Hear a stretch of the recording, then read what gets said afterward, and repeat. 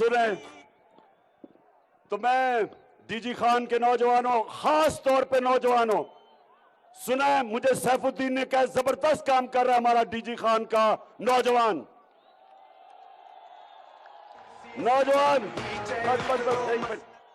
ये जो इलेक्शन है ये पाकिस्तान के नौजवानों के लिए इलेक्शन है, ये आपके मुस्तकबिल का इलेक्शन है। मेरे नौजवानों, ये है वक्त इन चोर और डाकुओं को शिकस्त देने का, इन अमेरिका के जूते पॉलिश करने वालों को शिकस्त देने का।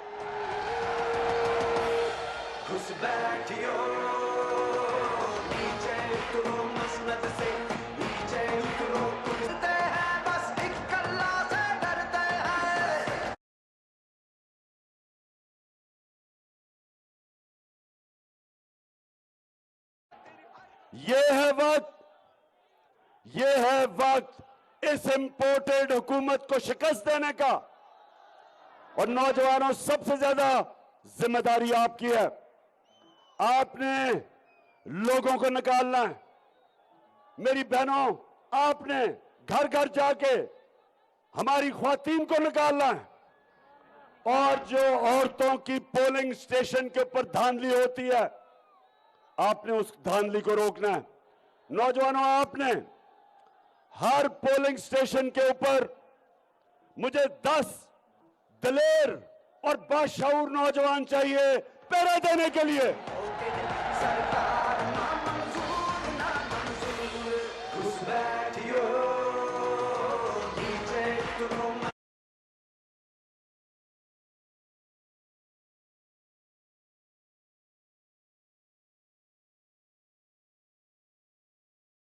मुझे जरा बताओ कि आप इतवार के इलेक्शन के लिए तैयार हो?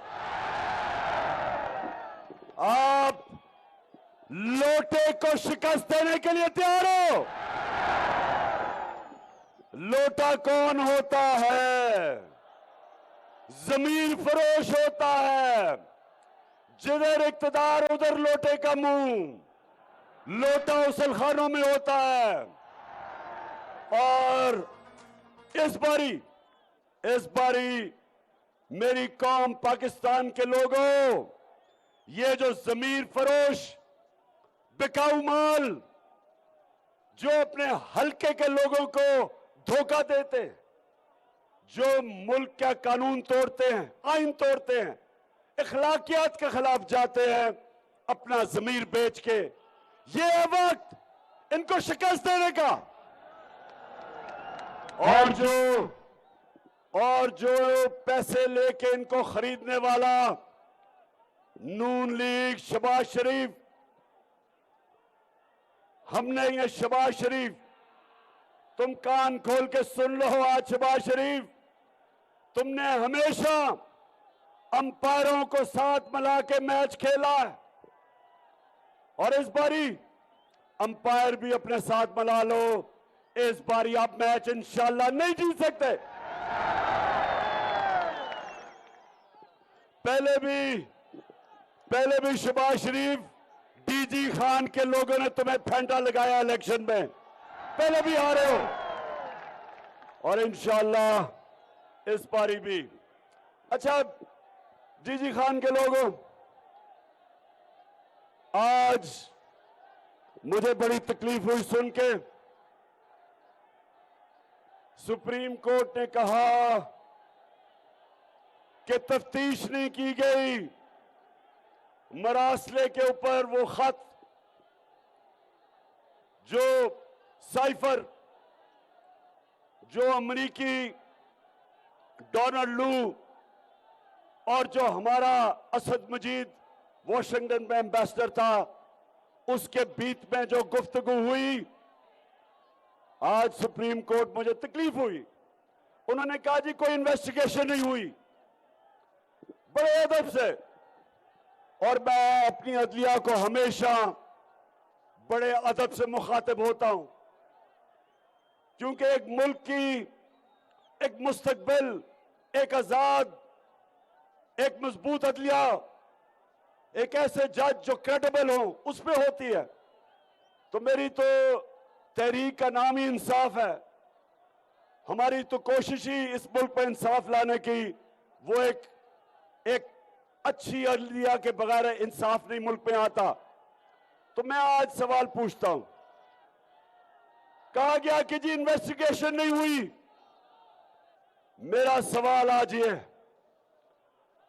कि मैंने पहले कैबिनेट के सामने वो मरासला रखा, कैबिनेट के मिनट्स मौजूद हैं, उसमें एक अमेरिकी अंडर सेक्रेटरी पाकिस्तान के एम्बेसडर को धमकी देता है कि इमरान खान को वजारत उज़्मा से अगर नहीं हटाओगे तो पाकिस्तान के लिए मुश्किलें आ जाएंगी, और अगर इसको हटा दोगे तो हम माफ कर देंगे। मैं आज अपनी अदलिया और सारी कौम से पूछता हूं कि इससे बड़ी 22 करोड़ लोगों के लिए इससे ज्यादा तौहीन क्या हो सकती है कि एक अमेरिकी अंडर सेक्रेटरी धमकी दे रहा है 22 करोड़ लोगों के मुंतखब वजीर आजम को एम्बेसडर के जरिए कि जी इसको अगर नहीं हटाओगे तो मुश्किलात होंगी पाकिस्तान के लिए। तो मेरा सबसे बड़ा सवाल यह है कि ये इमरान खान को धमकी नहीं, ये इमरान खान की तौहीन नहीं है, ये हमारी सबकी 22 करोड़ कौम की तौहीन है। और मैं उस मुरासले को लेके मैंने कैबिनेट में रखा, मैंने नेशनल सिक्योरिटी काउंसिल के सामने रखा, पार्लियामेंट के सामने रखा। हमने स्पीकर ने वो मुरासला साइफर सुप्रीम कोर्ट के चीफ जस्टिस को भिजवाया, प्रेसिडेंट ऑफ पाकिस्तान ने वो मुरासला चीफ जस्टिस को भिजवाया कि इंक्वायरी हो। तो इससे ज्यादा मैं क्या कर सकता था? हमने जो कमीशन बनाई इन्वेस्टिगेट करने के लिए, हमारी गवर्नमेंट चली गई, बंद होगी वो कमीशन। तो मैं आज सवाल पूछता हूं कि इससे ज्यादा मैं क्या कर सकता था? मेरी कौम की तौहीन। एक आदमी किसी और हुकूमत से हुक्म करता है कि अपने प्राइम मिनिस्टर को हटा दो, ये मेरी नहीं, ये सारी कौम की तौहीन है। और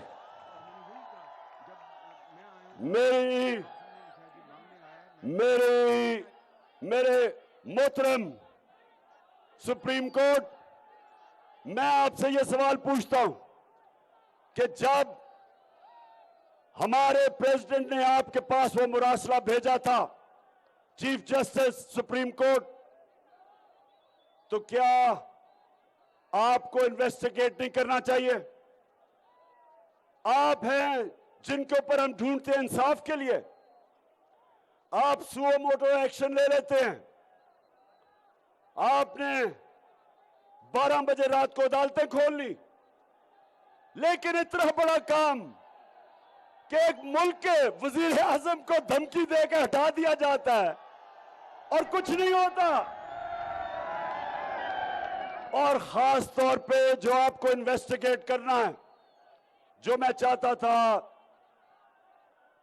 मेरे ऑनरेबल चीफ जस्टिस, जो मैं चाहता था ये तो पता चलवाते कि डोनाल्ड लू ने किसको पैगाम दिया।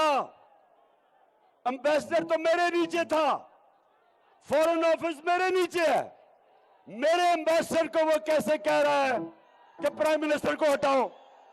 किसको पैगाम दे रहा था? इन्वेस्टिगेट करें, इंक्वायरी बैठाएं, किसको वो पैगाम दे रहा था?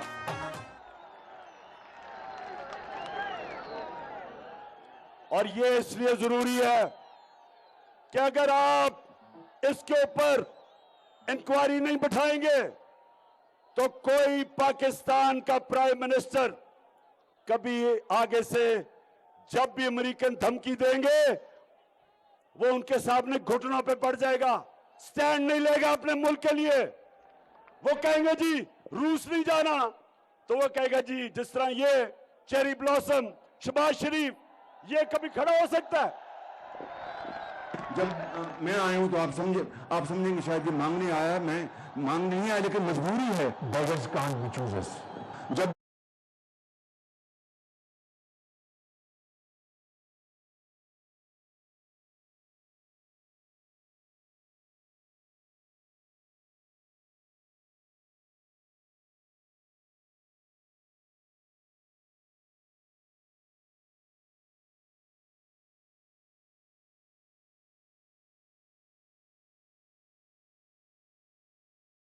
फल क्या गिरेगा जो घुटनों के बल चले।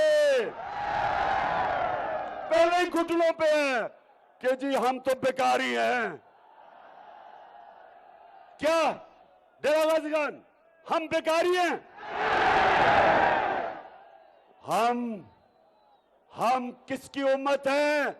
नबी सल्लल्लाहु अलैहि वसल्लम की, दुनिया की तारीख का सबसे अजीम लीडर, जिसने दो सुपर पावर्स को, थोड़े से मुसलमान थे तब, दो सुपर पावर्स को जब वो मदीना की रियासत संभाली, दो सुपर पावर को खत लिखते हैं कि मैं अल्लाह का पैगाम लेके आया हूं। उन्होंने ये नहीं कहा कि मैं कोई बेकारी हूं, भीख मांगने आया हूं। ये नहीं कहा उन्होंने जो शहबाज शरीफ कहता है। कहते मैं अल्लाह का पैगाम लेके आया हूं, अगर इस पे चलोगे तो तुम्हारी बेहतरी है। हम तो उस लीडर के उम्मती हैं। हमारा तो अल्लाह से दावा है, ला इलाहा इल्लल्लाह, तेरे सिवा अल्लाह किसी के सामने नहीं हम झुकते।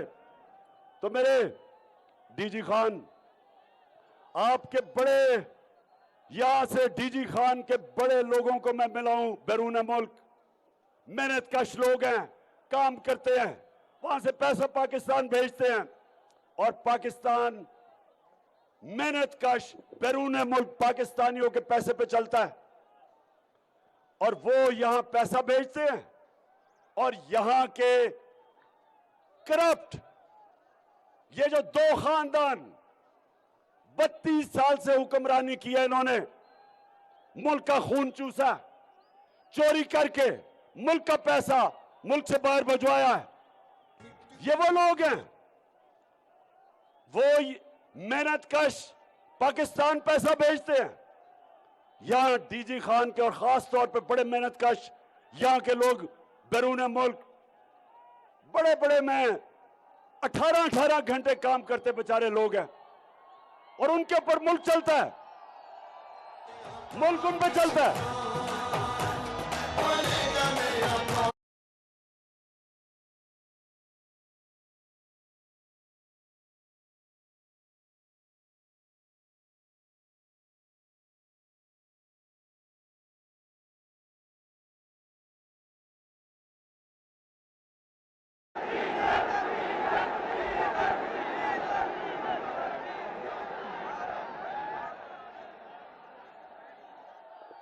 हाँ, बिल्कुल ठीक कह रहे हो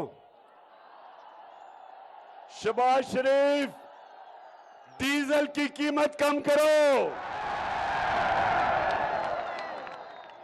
आज तेल की कीमत दुनिया में जब हम गए थे उससे भी कम हो गई है और जब हम गए थे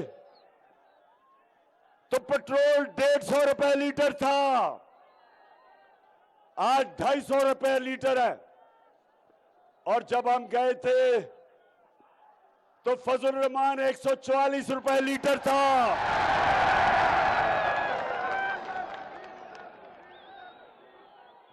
आपने 130 रुपए फजल रहमान की कीमत बढ़ा दी है।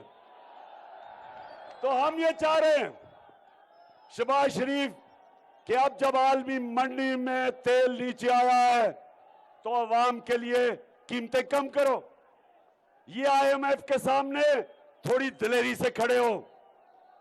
हम 2.5 साल IMF के प्रोग्राम में थे, हमने अपनी कौम को बचाया महंगाई से, हमने अपने मुल्क को उठाया, माइशत उठाई, एक्सपोर्ट्स बढ़ाई, हमने सबसे ज्यादा पैसा इकट्ठा किया,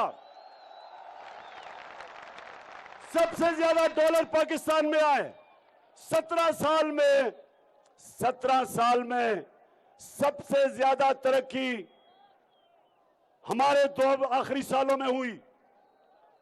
तुम दोनों ने तो मुल्क का खून चूसा, तुम्हारे से तो बेहतर मुशर्रफ था। मुशर्रफ ने तो सिर्फ एक ही गलती की कि तुम्हें एनआरओ दिया, नहीं तो तुम्हारे से तो वो बेहतर था। तुम दोनों खानदान अब मेरी गौर से बात सुन लो। 20 साल एक दूसरे के खिलाफ आपने लोगों को कहा कि वो कहता था जरदारी करप्ट है, वो कहता था नवाज शरीफ करप्ट है, दोनों ही चोर थे। फिर इकट्ठे हो गए हो, आज दोनों इकट्ठे हैं। और इंशाअल्लाह ये जो इलेक्शन होगा इतवार को, तुम दोनों को ही एक ही गेंद से 2 विकेट निशाना कराऊंगा।